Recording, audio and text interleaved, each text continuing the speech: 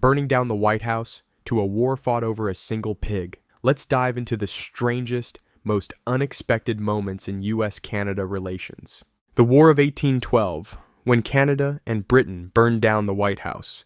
It's 1812, and the United States is feeling bold. They won their independence from Britain a few decades ago, and now they're frustrated with how Britain is treating them. British ships are stopping American ships, taking US sailors by force, and making trade difficult. The US sees this as disrespectful, so they decide to strike back by invading Canada, which is still controlled by Britain. The Americans think this will be easy. They assume that Canadians won't fight back, and that Britain is too busy with a war against France to care. They expect to march in, take over, and expand their territory. But they're very wrong. British troops, Canadian militia, and indigenous warriors team up to fight back. These aren't just regular soldiers. Many are local farmers and townspeople picking up weapons to defend their land. The Americans struggle to gain ground, and their invasion completely falls apart. Now, fast forward to August 1814. After 2 years of fighting, Britain decides to teach the US a lesson. A large force of British and Canadian troops sails down to Washington, D.C. The US Army tries to stop them,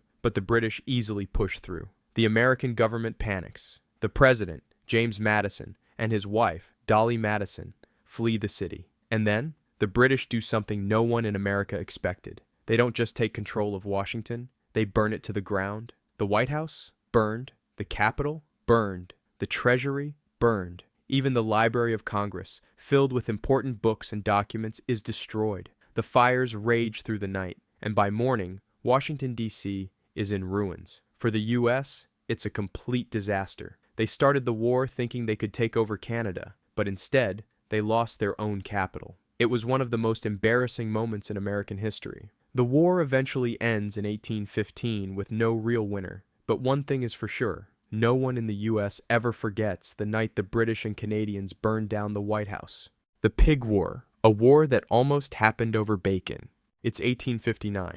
The San Juan Islands, a small but strategically important group of islands between Vancouver Island and the mainland, are claimed by both the United States and Britain. No one can quite agree on who owns them, but for years, both American settlers and British-Canadian fur traders have been living there in a kind of uneasy peace, until one fateful day when a pig makes a terrible mistake. Lyman Cutler, an American farmer, is tending to his potato patch. He's proud of his crop. It's how he makes his living. But then, out of nowhere, a pig wanders onto his land. Not just any pig, a British pig, owned by a Hudson's Bay Company employee. And this pig is hungry. Without a second thought, it starts gobbling up Cutler's prized potatoes. Now, imagine working for months to grow your food, only to watch it disappear into the mouth of a very enthusiastic porker. Cutler is not amused. Furious, he grabs his gun and bang!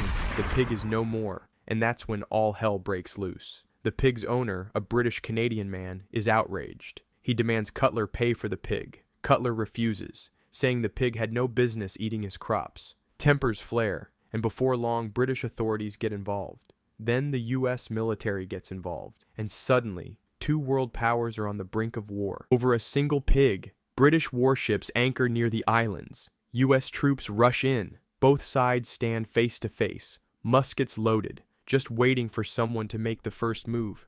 Days turn into weeks, and the situation gets ridiculously tense. Officers argue, soldiers prepare for battle, yet deep down, everyone knows how absurd this is. A war between two powerful nations, all because one pig couldn't resist some tasty potatoes?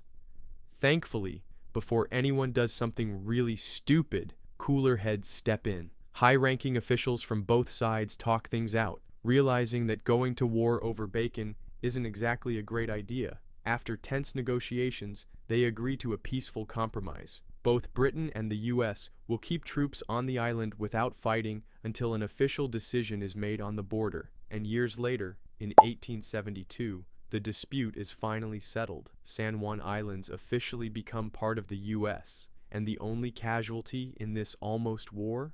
The pig. It could have been one of the dumbest wars in history, but common sense won out in the end. Prohibition, when Canada became America's bartender. The 1920s, a decade of jazz, flappers, and no alcohol. That's right, America, in its infinite wisdom, decides that booze is illegal. No more beer, no more whiskey, no more late-night speakeasy parties. It was called Prohibition, and it was supposed to make society better. Less crime, fewer drunks, a more moral America. Instead, it just made a lot of Americans very thirsty. But while the US was cracking down on alcohol, Canada? Not so much. Across the border, breweries and distilleries were still churning out barrels of the good stuff. And where there's demand, there's opportunity. Enter the bootleggers, the daring men and women who smuggled alcohol from Canada into the US, making millions in the process.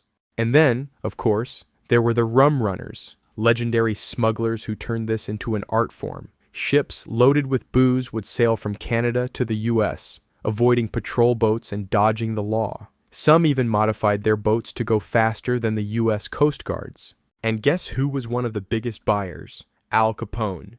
That's right, America's most infamous gangster built his empire on Canadian liquor. Prohibition in the US lasted 13 years, but it was doomed from the start. By the time it ended in 1933, organized crime had skyrocketed. And through it all, Canada had been there. America's friendly neighbor, always ready with a drink. The time Canada helped America escape Iran. It's 1979, and Iran is in chaos. A revolution has overthrown the government, and the U.S. Embassy in Tehran is stormed by angry protesters. Dozens of American diplomats are taken hostage. But in the middle of all this, 6 Americans manage to slip away. Now they're trapped in the city, hiding, with no way out. If they're caught, it won't end well. The CIA scrambles for a plan, trying everything, spy gadgets, secret codes, but nothing works. The US government is stuck, and that's when Canada steps in. Ken Taylor, the Canadian ambassador to Iran, risks everything. He and his team secretly hide the 6 Americans in their homes for months. It's incredibly dangerous. If the Iranian government finds out, it could lead to serious consequences for Canada. But the Canadians don't hesitate. Still, hiding isn't a long-term plan. The Americans need a way out. So Canada and the CIA team up for one of the most daring rescue missions in history. The plan? Smuggle the Americans out as a Canadian film crew. That's right. They create a fake Hollywood movie, a sci-fi film called Argo. They print posters, write scripts, and even set up an actual production office in Los Angeles, all to make it seem real. Meanwhile, the 6 Americans are given fake Canadian passports, new identities, and even a quick lesson on how to sound just a little more Canadian. Finally, the day of the escape arrives. The Americans, disguised as film crew members scouting locations, nervously walk into the airport. One wrong move, one suspicious glance, and the entire mission could fall apart. But thanks to Canada's forged documents, their carefully planned cover story, and a whole lot of nerves, they make it through security. They board the plane, the engines roar to life, and as the wheels leave Iranian soil, they're finally free. The mission is a huge success. The Americans return home safely, and Canada is hailed as a hero. Years later, Hollywood makes a movie about it, Argo. But while the film focuses on the CIA, the truth is that Canada played a much bigger role than people realize. The Great Canadian Maple Syrup Heist. It's 2011. A crime so uniquely Canadian unfolds that it sounds like something out of a Hollywood movie. A group of criminals pulls off one of the sweetest heists in history, literally. They managed to steal $18 million worth of maple syrup from the FPAQ, the custodians of Quebec's strategic reserve. Over the course of several months, the criminals infiltrate a warehouse where the syrup is stored. But they don't just back up a truck and drive off with barrels of liquid gold. Oh no, this operation takes planning. Instead, they replace full barrels with empty ones, siphoning off thousands of gallons of syrup without anyone noticing.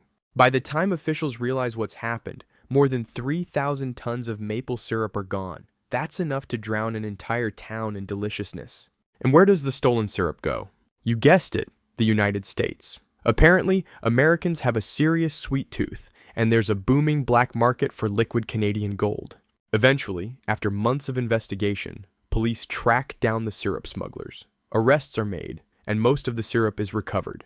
Canada and the US, 2 countries that share the longest undefended border in the world, a history filled with awkward invasions, syrup smuggling, and the occasional rescue mission.